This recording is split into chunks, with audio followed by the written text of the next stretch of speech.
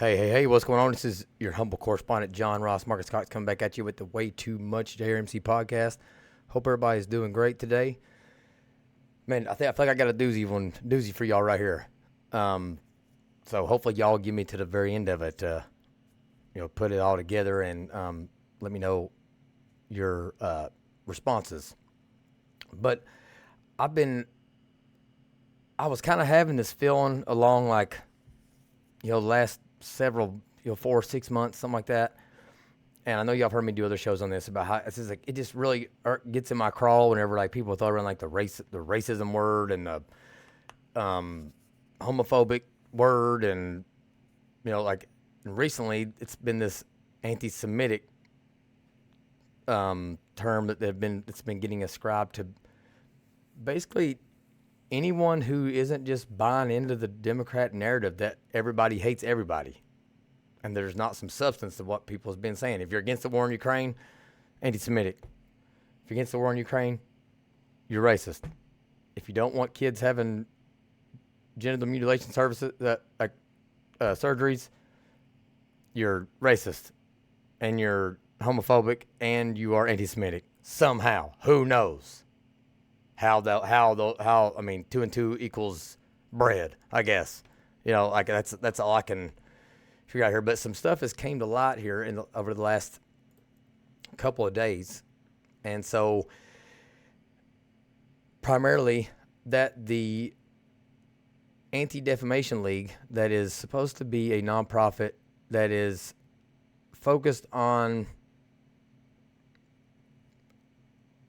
I guess, just going after anti-Semitism in this country, maybe worldwide. But really what we're coming to find out is that a lot of these nonprofit organizations, the ADL, the ACLU, I believe it's a AFL-CIO or something like that, like BLM, they've just been money rackets, and they've been the bullies, the political and commercial bullies out in the marketing consumerism atmosphere. Basically, the ADL would be going to companies and saying, if you don't want some kind of national boycott going on, you better not put any of your marketing dollars towards this company. If you don't want to get labeled and put on the Southern Poverty Law Center's hateful organizations list, you better not advertise with the Daily Wire or Timcast IRL or Joe Rogan or whatever it may be. But people are starting to see the writing on the wall, and they're calling bullshit on this stuff. But even worse than that, what these people and these organizations that lead them, what these organizations and the people that lead them are doing is they are desensitizing the entire American citizenry to words that should matter and should cause some sort of a pause whenever they're thrown around. If somebody calls someone racist, it should mean something. It should make you pause and think and okay, what am I missing something on this guy that I thought I liked this person, but if he's racist, but instead what they're doing is they're flipping the script to make it to where nobody gives a shit about these words. So here is the ADL's leader. I think his name is Greenblatt. So this is what it says, what he's talking about on Squawk Box. It says ADL CEO responds to legal threats from Elon Musk. Let's see what this is all about. Brands are big boys and girls. They will make their own decisions. Let's be clear here. This is the wealthiest man in the world running one of the most powerful media platforms on the planet. We're a nonprofit here in New York. So I think figuring out like who has the power in this relationship is pretty clear to me. Fundamentally believe that Elon Musk is anti-Semitic? I have never said Elon Musk is anti-Semitic. I've been on this show and said that I didn't think he was anti-Semitic. And I don't think Twitter as a platform is anti-Semitic. And as we've said here, hate speech is the price of free speech. But let's acknowledge that when Elon Musk and the platform bring people, hardened anti-Semites, back on, when they validate their rantings, when they algorithmically amplify them and allow it to spread. How out there are you, publicly and behind the scenes, talking to advertisers and telling them do not advertise on this platform? Are you doing that? We are not out there publicly or privately talking to advertisers. Frankly, it's true we did call for a pause back in November after the acquisition. And then since then, since that initial statement, what we are doing is engaging with the management of the company, trying to help them make it better. A question, because I know this has been a critique of your organization and of many. Were you seeking to have some kind of either role at Twitter or any kind of donations made or other things? No. I only say that because there have been folks who've looked at these situations and felt that they were being shaken down. Look, I think, let me be honest about that, right? I think it is a sort of anti-Semitic trope to suggest when Jewish people express a degree of outrage over anti-Semitism, that somehow that's a shakedown because Jews are greedy. That sounds to me. I'm not saying Jewish, you believe I'm not even that. trying to. I'm just saying that is the critique. Occasionally, you hear the critique among not-for-profits in certain cases that are involved in certain causes that talk to companies, and you hear it from leaders who say, I feel like I hear that. So what we've tried to do over the years with Twitter, with YouTube, with Facebook and all of its platforms, with Reddit, with Discord, I could go on, is to work with them to make those platforms better. Okay, so there you go. That was, again, that was the head of the Anti-Defamation League, their CEO, responding to legal threats from Elon Musk. And Musk saying that since the ADL called for this, boycott or basically since Elon Musk took over as the CEO and sole owner of Twitter, their marketing dollars are down 60%. All after this email, like all this stuff, like all these talks behind the scenes from ADL went down, basically alerting everyone to the anti-Semitic nature of Elon Musk and all these people he's bringing back onto the platform. He says that hate speech is the cost of free speech, but then he literally says that they don't like how they're letting anti-Semites back on the platform. Okay, but you're saying you don't want them banned, but you're saying that they should ban them. So, for me, this is just the tip of the iceberg. This is just showing you that what the head of the snake is saying. Okay, because at the end of the day, we all want to assume that like anti-Semitism is anti-Semitism. And if anti-Semitism that this homeboy here was talking about was actually anti-Semitism, I'd be fully on board with it, with much of what he's saying. But what we found out over these past couple of years is that whenever someone says racism, they very rarely mean that person doesn't like another person solely because of their race, or primarily because of their race, or even slight majority reasons because of their race. When someone says that someone's homophobic, very rarely are they actually meaning that person is disagreeing with another person because they're gay. When they say it's the same thing, when somebody says that someone's anti-Semitic, very rarely are they actually saying that someone has a problem with Jewish people. And so I used to feel bad and used to try to dance around this topic. But I'm just tired of it. I got 4 beautiful children. beautiful wife, lovely life. I'm not worried about losing the things that are most precious to me because they know I'm about it. They know I'm a good person. They trust me. We're in the trenches together. So I just can't sit back anymore while people militarize language for their own benefit when it's to the detriment of society as a whole. So I'm going to show you a couple other tweets here. So you'll see my friend of mine, Josh Calloway, had responded to Ben Shapiro's tweet. Says Elon Musk is now at war with the Anti-Defamation League, a progressive interest group that proclaims it is speaking in the name of Jewish causes. And like a lot of these progressive interest groups, they are interested in removing advertising revenue from sources where they, and then you have to read the rest. This also brings to mind Media Matters. I'm not going to go into that one in this video. You got to just go Google them for 30 seconds. Representative Calloway goes on to say, the truth is the greatest threat to their power. And isn't that true in so many aspects of life nowadays?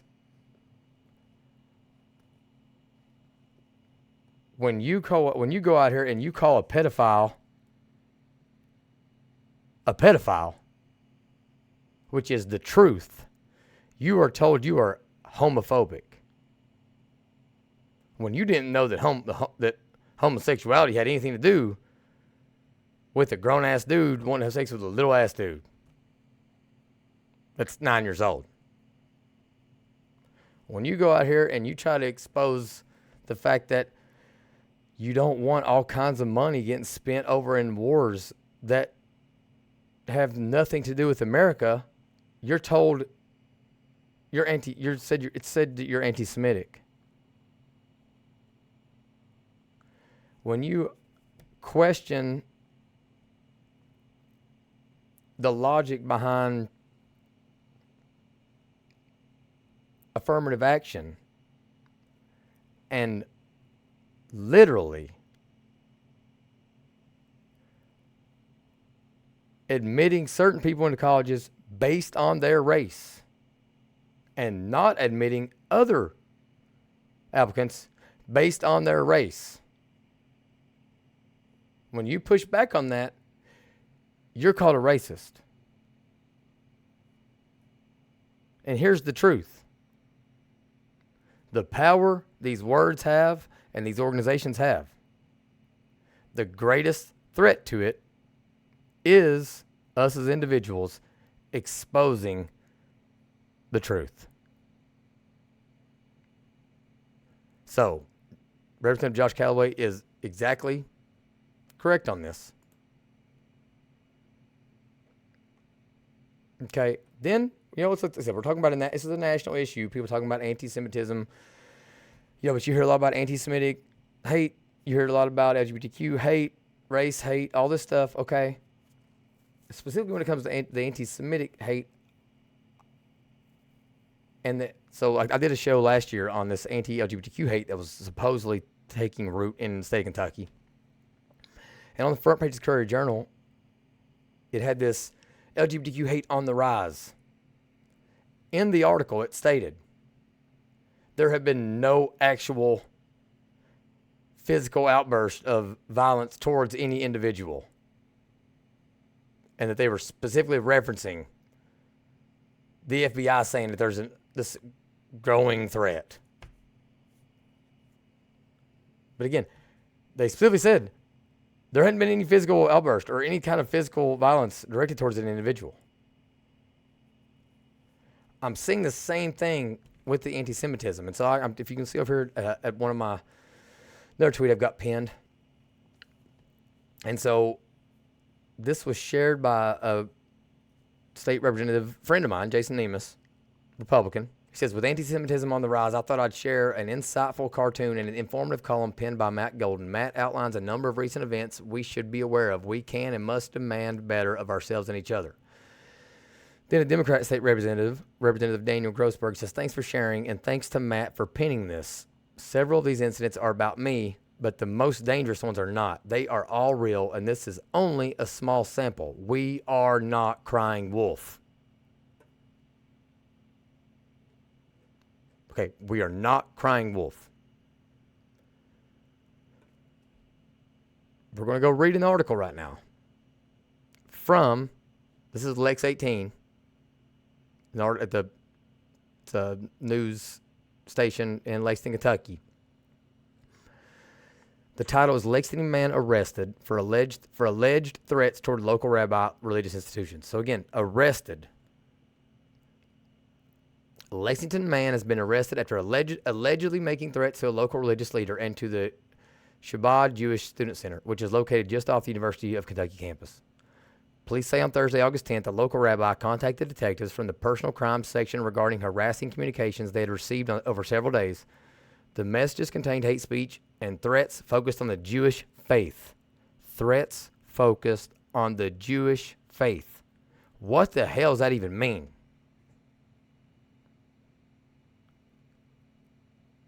Okay, like, you can't, I mean, is it an actionable thing if you're saying you're going to go out and wipe off all the Christians off the planet? That's a threat against the Christian faith. But, like, is that actionable from, like, a arrest standpoint? Is it possible for an individual to erase all the Christians off the face of the planet? It was horrifying, said Shabbat, the bluegrass rabbi Shlomo Litvin, who identified himself to Lex 18 as the person who received the messages. I think it's a startling picture into what's considered acceptable today. Listen to what I'm about to say. This is what I'm talking about. This is how you know to call bullshit. This is how you know. The ideas expressed there were homophobic, racist, and of course, anti-Semitic. There you have it. The claims and what was supposedly said they can't stand on the merits. So they got to throw out the smorgasbord of accusations in order to garner as much public support as possible, to what I'm sure will end up resulting in either an acquittal or a plea deal where they'll like bully this guy into taking some kind of plea bargain and saying like, hey, we get the blank checkbook of the state and federal government here to prosecute you. You either take this 6 months house arrest or we're going at you for life.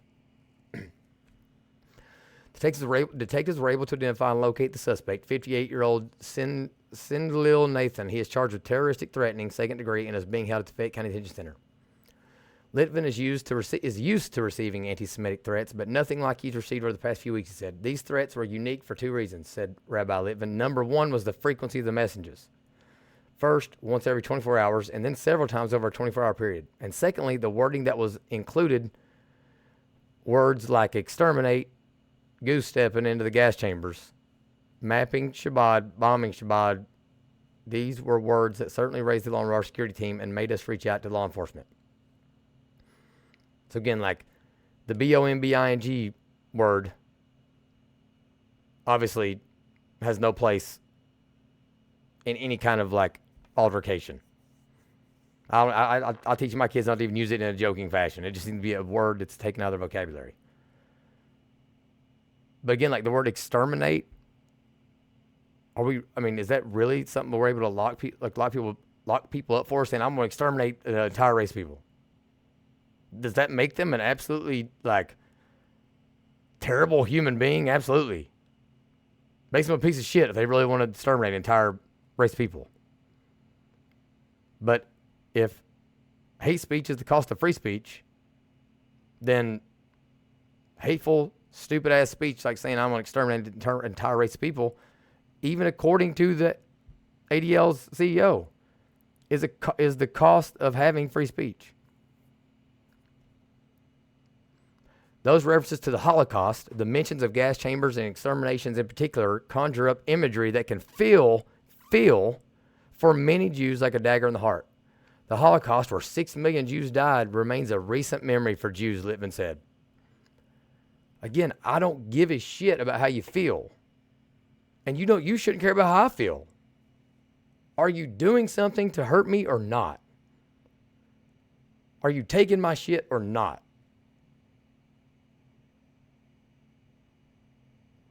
It strikes a definite call that you are not safe, that you cannot rely on the society around you, and you cannot rely on the promise of America against this threat of anti-Semitism.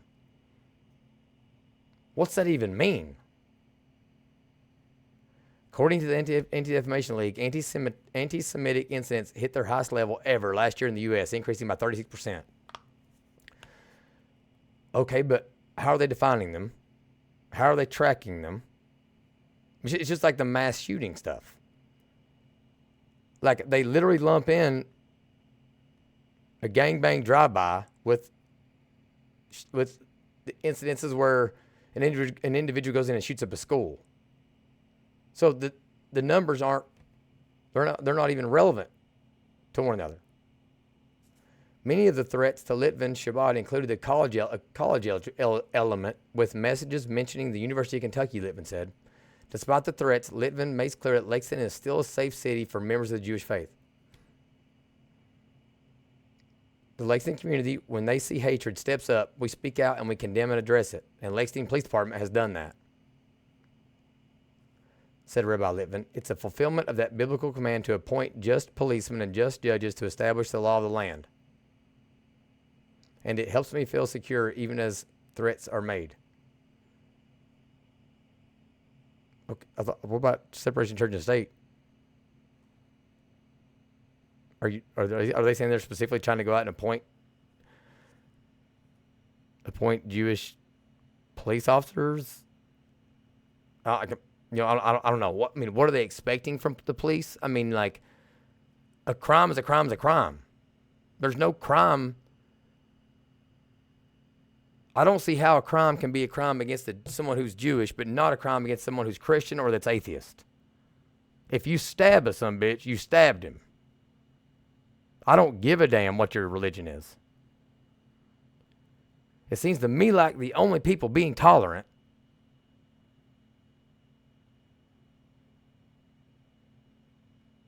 are, nowadays, a lot of times, people that are Christians.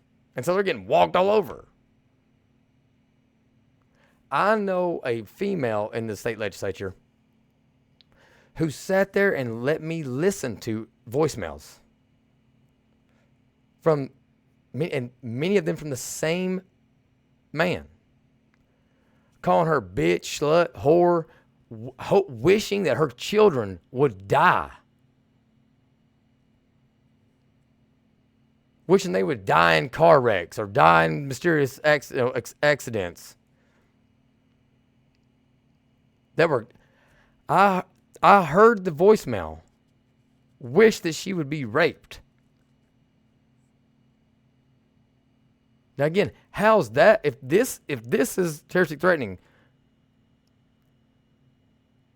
if this is chargeable and jailable, threatening to exterminate an entire race of hundreds of thousands, if not millions of people, that is impossible for a human being to accomplish on their own. How on God's green earth is it not terroristic threatening to wish an individual female legislator would be raped when you are a male that's obviously unhinged and totally immature and out of your mind, that's fully capable of performing that act? How is that not terroristic threatening? You know why it's not? It's not because there's no buzzwords to throw in there. White females wishing rape on them, there's no anti-Semitism, there's no racism, and there's no homophobia in there. So it's okay. That's basically, if we're calling a spade, that's what's going on. Article goes on to say, often anti-Semitic threats go unsolved or ignored by officials, he said. adding he's grateful that didn't happen here. Litvin said the response needs to be twofold. Ordinary people need to speak up and say that hate is not acceptable. I agree with that. It's called community policing. And Jewish community members need to make it clear they are not intimidated and that they are not going anywhere. Agreed. Litvin said that the next day he'll announce their intention to move to a permanent location in Lexington, and it'll allow them to increase security measures. A 24/7 Jewish center serving the students and the surrounding community, Litvin said, it's Shabbat's way of saying we are not intimidated. The calls for our extermination will not have their desired effect, and we're going to be here, and we're going to grow. Litvin was in contact with the FBI about the threats. He said, we are just learning of these allegations. No one should be subject to threats, discrimination, or intimidation, the University of Kentucky said in a statement. As the Shabbat Center is not affiliated with the institution and is located off campus, our understanding is that Lexington police are investigating. UK says there is a Shabbat student organization with student leaders, and the university is reaching out to those members to provide support.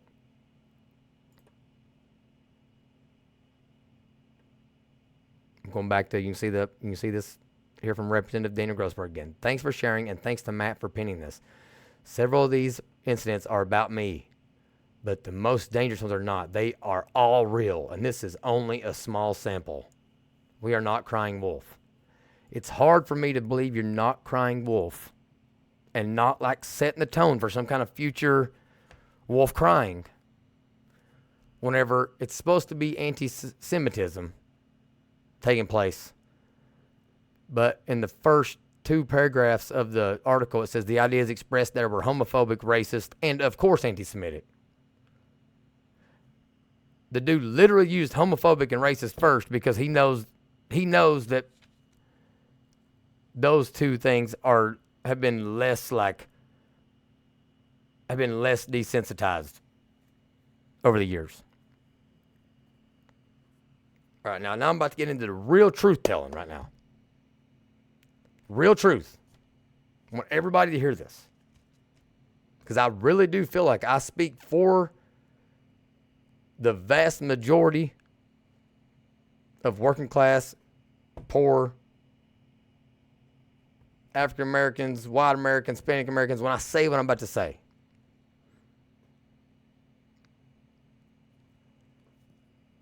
In 2023,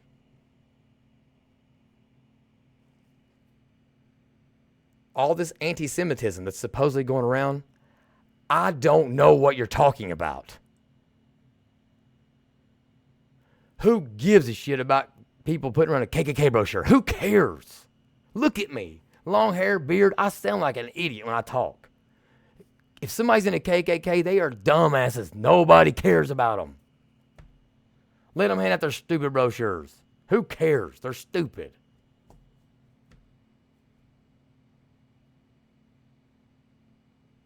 That's why they're in the shadows.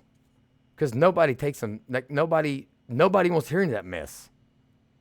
And yes, before you start saying I've never had any experience with them, when I was younger, 20 years ago, they were still somewhat relevant. And I remember hiding in one of my black buddies' house, apartments growing up while there was a little KK rally going on in our little bitty small town. And I was just as scared as they were. But, no, actually, I don't want to say that. I don't know that I was as scared as they were. But I did recognize in the moment that just my being there at my black friend's house meant that in their eyes, I was probably going to be viewed at just as bad as they looked at a black person in general. Okay, but the KKK stuff that's out there, I don't think anybody's thinking of it from an anti-Semitic viewpoint anyway. They're thinking about it from a racist standpoint. And I would take that claim much more serious because racism is it's still an issue here in this country. There is systemic racism, whether or not white people want to admit it or not. I'm not saying it's the most prevalent thing on the planet today, but it is still there. I've witnessed it with African American friends of mine and non-friends of mine.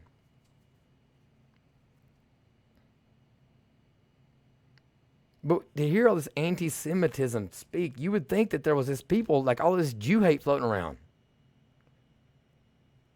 I'm 37 years old. I've never once given, other than studying World War II, have I thought 1 second, one single solitary second, about the Jewish faith? About people that practice Judaism? I have no idea what they're doing. I want them to be able to do it. I don't care that if they're doing it. I don't think about them. I could count on one hand how many times I've interacted with a Jewish person knowingly in my entire life. And the first time I ever met a Jew, the first time, was when I went to Kentucky, University of Kentucky, coming out of East Kentucky. And you know what the first thing that the Jewish person said to me? He looked at me and said, "Do you have sex with your cousin?" The Jewish person that I'm supposed to hate, because I'm a redneck. The first thing they said to me was an accusation that I was inbred and participated in incest because I was from Appalachia. So kiss my ass. There are bigger problems in this country. I can tell you the sentiment is the same in the African American community, Hispanic community, working class white communities, Appalachian communities. Nobody's thinking about Jews. Nobody hates them. Nobody loves them. Nobody dislikes them. It's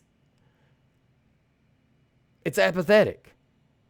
It is what it is. It's like, okay, it's not part of our daily lives. Jesus was a Jew. That's about it. That's about what I know.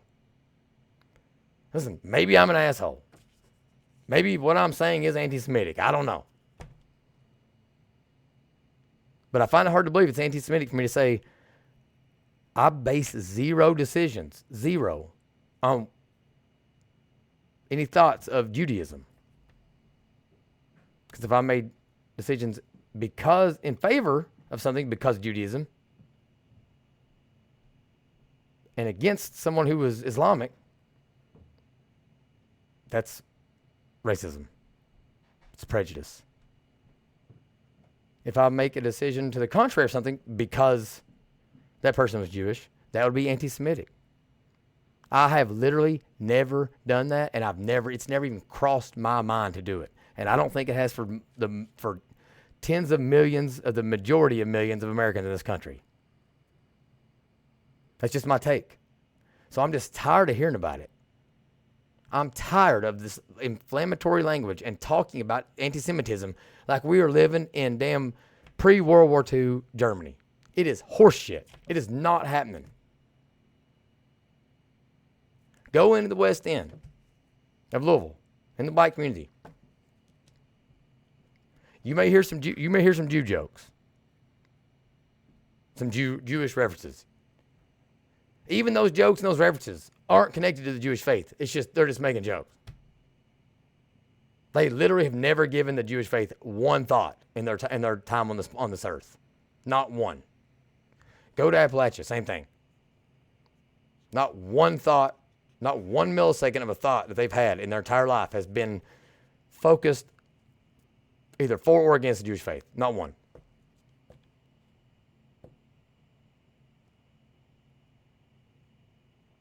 Most of them probably don't even know they've ever met a Jew. So let's stop inflaming things and acting like this is some underbrewing, like, catastrophe, calamity coming. It's not. We have real issues in the United States. I feel totally confident in saying this is not one of them. Tell me I'm wrong. Thanks for watching. This is Way Too Much JMC. Have a great rest of your day.